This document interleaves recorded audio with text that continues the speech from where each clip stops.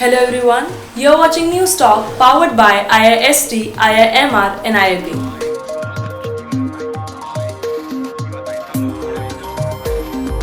Corona virus के खिलाफ चल रही ये जंग पहले ही बहुत मुश्किल है और ऐसी सिचुएशन में भी कई सारे लोग सरकार की, प्रशासन की और एक दूसरे की मदद करने के बजाय कई सारी प्रॉब्लम क्रिएट कर रहे हैं। शहर में कई लोगों को ये शिकायत है कि जब वो लोग संक्रमित होने के बाद कोरोना वायरस से अपनी जंग जीत कर वापस घर जाते हैं तो भी उनके साथ किसी संक्रमित व्यक्ति की तरह ही व्यवहार किया जाता है।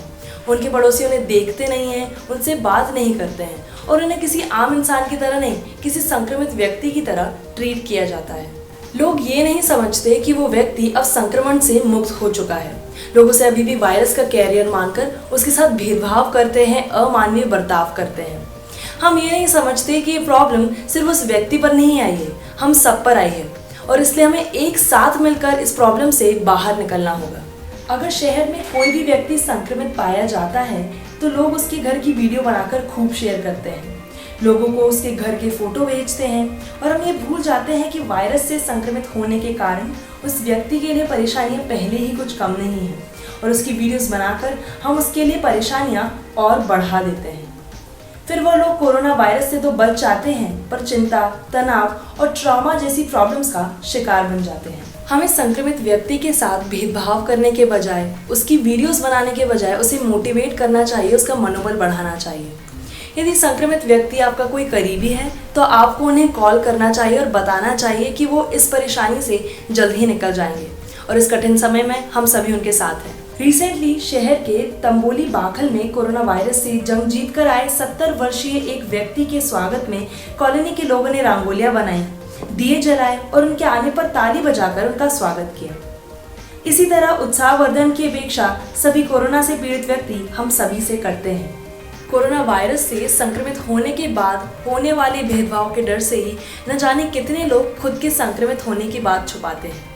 ऐसी स्थिति में वो खुद के साथ अपने आस पड़ोस में रह रहे लोग, अपने परिवार और अपने दोस्तों सभी को मुसीबत में डाल देते हैं। ये इकलौती ऐसी गलती नहीं है जो हम सब कर रहे हैं, एक और ऐसी प्रॉब्लम है जो शहर में बढ़ती जा रही है। सिटी में लोगों को सेफ रखने के लिए कई सारे लोगों को होम क्वारंटीन किया गया था और होम क्वारंटीन में रखने के बाद उनके घर के बाहर स्टिकर लगा दिए गए थे। इनमें कितने लोग क्वारंटीन किए गए हैं, कितने दिनों के लिए किए गए हैं, उनका नाम, पता जैसी जानकारी लिखी गई थी।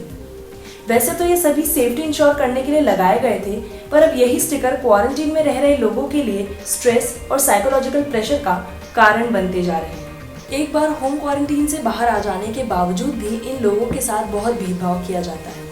कई बार इनके पड़ोसी इनसे बातचीत नहीं करते, इनसे दूरी बनाकर रखते हैं और इन्हें देखते तक नहीं है। कई सारी जगहों पर दूध, फल और सब्जी वाले होम क्वारंटीन में रह रहे लोगों के घर पर आने से मना कर देते हैं।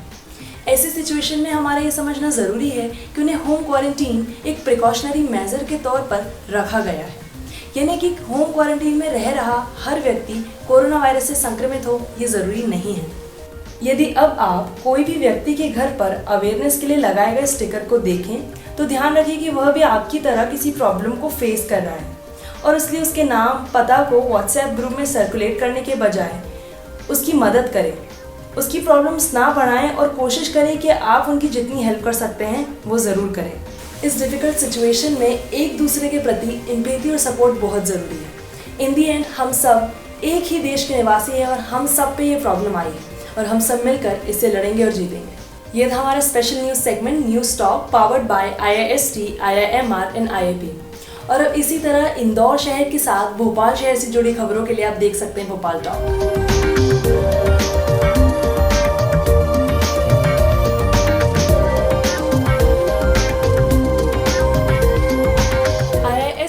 IIMR and IIP are leading groups for engineering, management and pharmacy studies in Indore.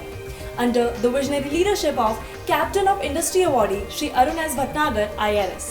100% placement for eligible candidates, special courses for aptitude, personality development and skill courses in latest technologies like IoT, AI, machine learning and robotics etc.